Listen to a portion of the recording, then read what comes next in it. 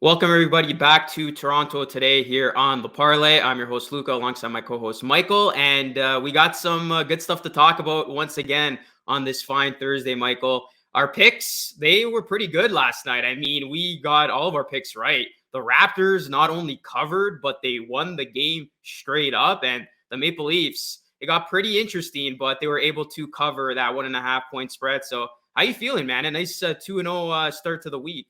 Hey, yeah, good start to the show. Good start to the week. Can't complain. Um, I got, I felt a lot better about our picks once I saw that Giannis wasn't in the game last night. I was like, okay, that's 7.5 spread. That's easy money. Place that bet before that news came out, and you are set. The Leafs, we needed an empty netter last night, but it is what it is. We'll take it. That's money in the bank, and some more TFC news. They seem to be sort of the talk of the town right now as well, and some big transfer news.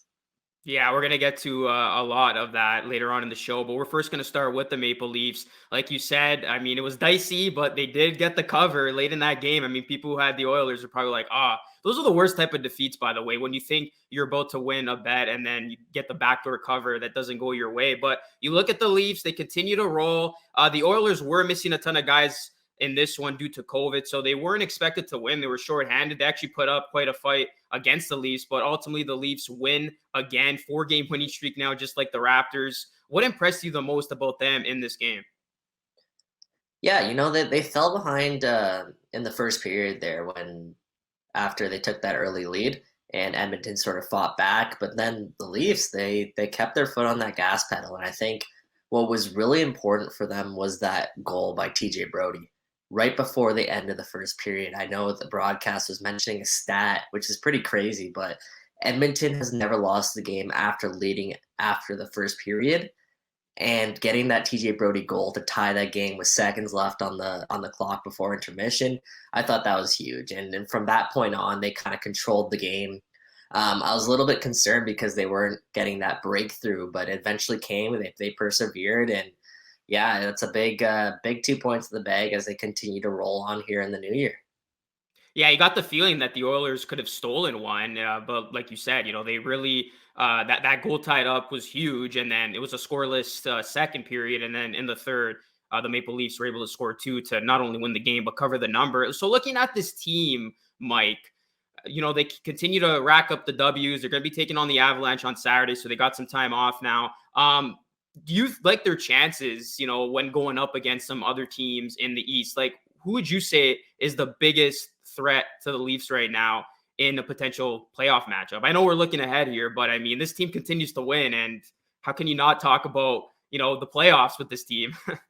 Yeah, no, definitely, and that's kind of what this team is all about right now. And I think the regular season in a lot of Leafs fans' books is kind of chalked up. It's more so what they do in the playoffs. And in terms of potential threats, I mean, you can't look past the Tampa Bay Lightning. And it's even more impressive the fact they're doing a lot of this without some key guys in their lineup. And right now, they're sitting pretty atop the division. Another team you can't look past is the Florida Panthers, and that's kind of been a team that people overlook in the past, but they're the real deal right now, and I wouldn't put it past them to really do some damage in the playoffs. They're kind of built like the Leafs are in terms of top to bottom. They seem like they're very, very solid, going all the way back to Ned, where Sergei Bobrovsky's having a breakout season there for the Panthers. The Rangers as well as a team you got to mention, and of course the Carolina Hurricanes, backstopped by the one and only Frederik Andersen, former Leafs goalie. So those are a couple teams I kind of identify right off the bat who could be real potential adversaries against the Leafs as they make their push towards the playoffs and in the playoffs. But hey, the Leafs have to be one of those teams as well right now, Luca. I'm sure there's no one in the East that really want to play the Leafs despite their playoff woes in the past. Yeah, now just 3 points back of the Lightning for the Atlantic Division lead. I'm surprised you didn't mention the Bruins. I mean, I feel like you have to mention a Boston team when talking about a potential threat to a Toronto team, especially the Bruins, who have been, a thorn in the Leafs side for so many years. I wouldn't be surprised if, maybe they could once again be an obstacle down the line. Yeah, and hopefully they can exercise that demon this time if that matchup does come up, because I don't think the Bruins are the same Bruins as they've been in the past. But we'll see. Hopefully, hopefully not. We can just avoid that scenario altogether. Yeah, no, definitely. Okay, we're gonna move on now to the Raptors and Bucks. Mike got his bet in, after the Giannis news, and he was ecstatic. A lot of people were. You looked at the line after. I think it was favoring the Bucks slightly. Still, it was -2.5. So people who hammered the Raptors were very satisfied. This team, though, they gave betters, a scare in the first half because it looked like the Bucks were gonna run away with this thing with the way that they were shooting the ball. I mean, they were shooting the lights out. 77 first half points, but you got to credit the Raptors, Mike. They were able to make some of their own shots to keep this game within striking distance. And then in that third quarter, unbelievable how the Raptors were able to buckle down, holding the Bucks to only 11 points. And the Raptors just turned the entire game around. And in the fourth quarter, they continued doing the same. They played hard on defense. You got some great production once again from guys like Gary Trent Jr., OG Anunoby chipped in. Fred VanVleet didn't have a 30 burger, but he still had a nice game overall. And speaking of 30 burgers, Pascal Siakam, what a stat line from him. He continues to play well. You love to see it. And I know people are going to say, oh, it was against the Bucks without Giannis. It's going to be the second win that they had against the Bucks without Giannis. But listen, the Bucks are still the defending champs. They were still with guys like Middleton, Drew Holiday.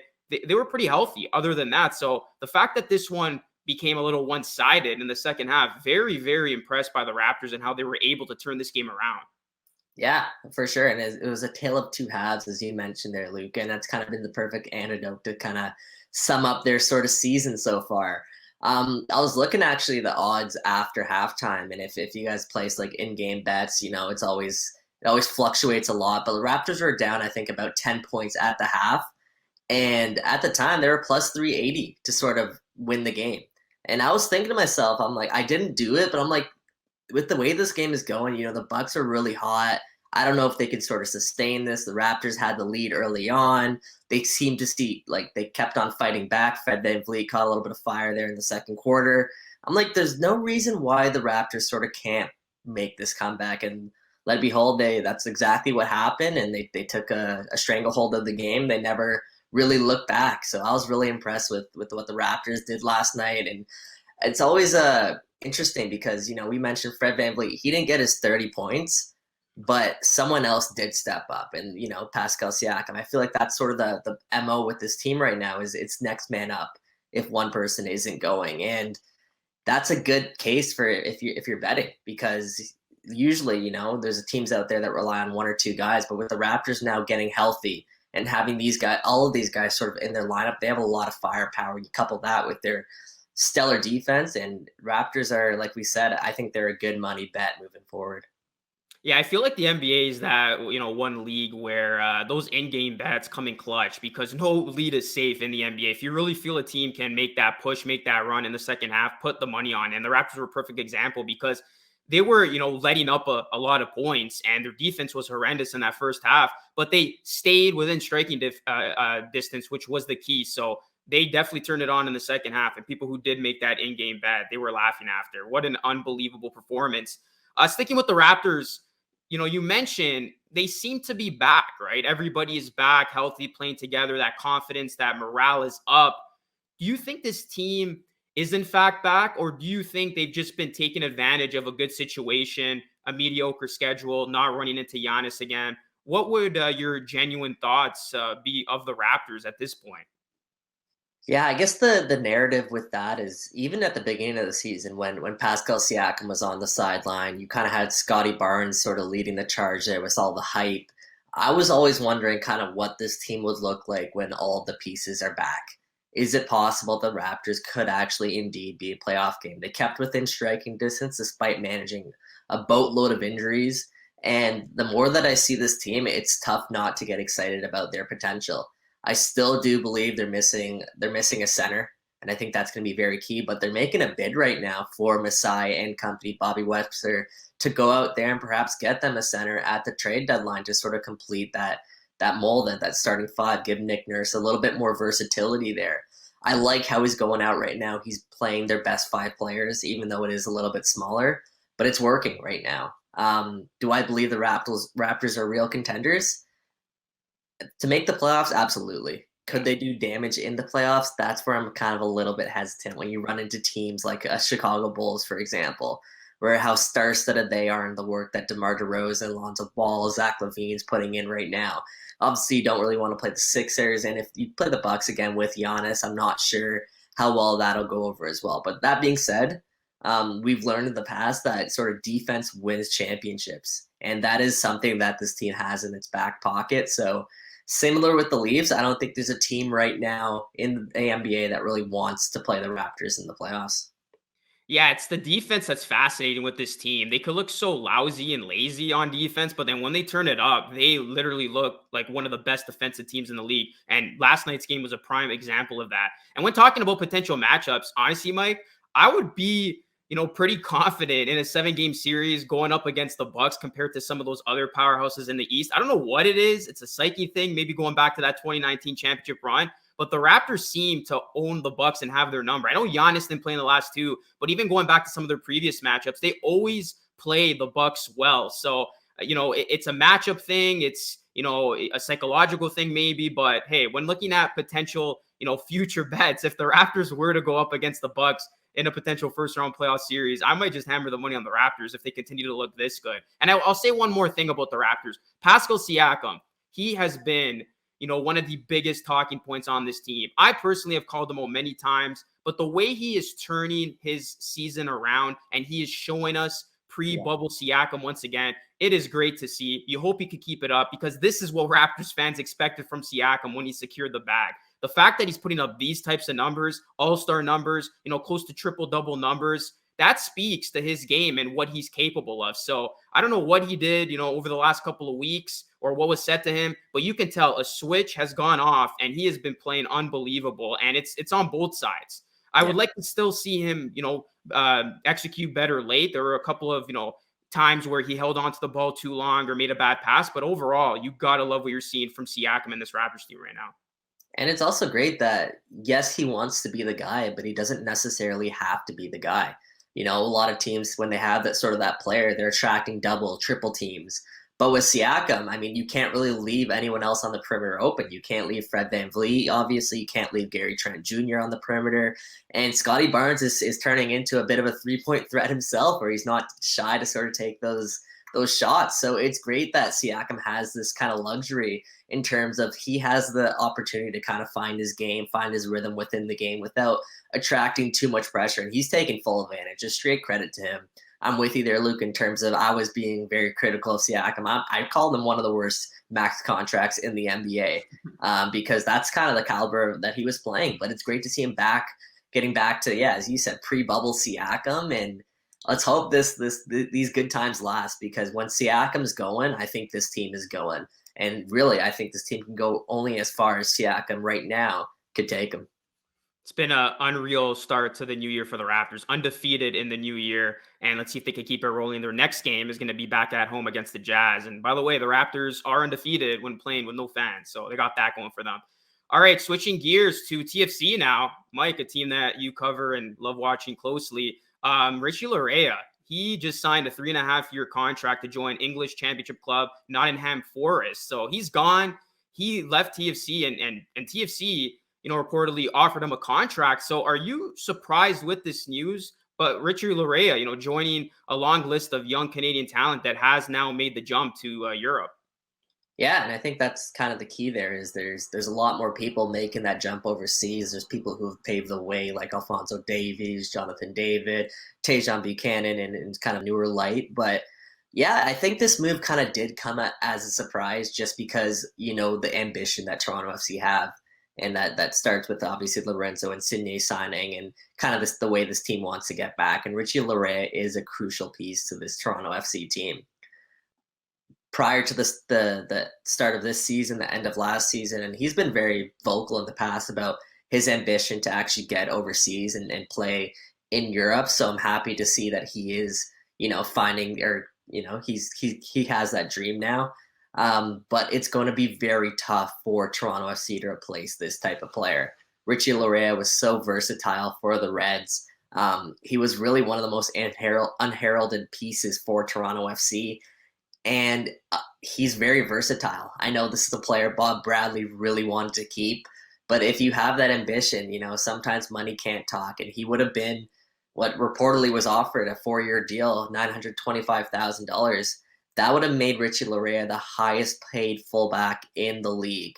So he's turning down that contract because of a passion, and it'll be interesting to see how it plays out. I think it's a good measuring stick for the league because you finally have a player of that caliber that's going to be playing in the championship at that position. And great for TFC because they finally have one of their own in one of those top leagues. So let's see how that kind of measures up. And perhaps this will be kind of the blueprint for more moves in the future because it's always great to see young domestic talent kind of make that move overseas. Yeah, you love to see it, players chasing their dream, not necessarily going for the bag in this situation, going for that opportunity that you dream of as a kid, a young kid playing in Canada, playing soccer. You do think about playing for those big time teams, overseas. So now you look at TFC, they have the great news about Insigne coming on over. Then you got, the Richie Laryea losing him. What do they do in the aftermath of this? How do you see them replacing or trying to, fill that void that's now lost with Laryea not being there? Can we see some moves coming up pretty soon here? Yeah, I think they have a lot of moves still to be made. What I will say is it's going to be really tough to replace Richie Laryea with just one player. And I don't think you're going to be able to get a like for like, especially at the value that Richie had. So they're going to have to certainly bring in another fullback because Richie Laryea could play on the right side or the left, which was actually key heading into the season with the loss of Justin Morrow. So giving them a little bit more versatility there, perhaps of another fullback that can kind of play both sides. So they definitely need at least one of those. I'd even recommend one with pace because that's kind of what Richie Laryea offered, and TFC don't really have a lot of that. But in terms of spending that money is elsewhere, why not Sebastian Javinko? Why not bringing in a little atomic ant and something of the past? Because you have more flexibility right now. I'm not saying let's spend all of that money on Seba, but just a little bit to kind of get him over the line and let's start that Italian party there, Luca.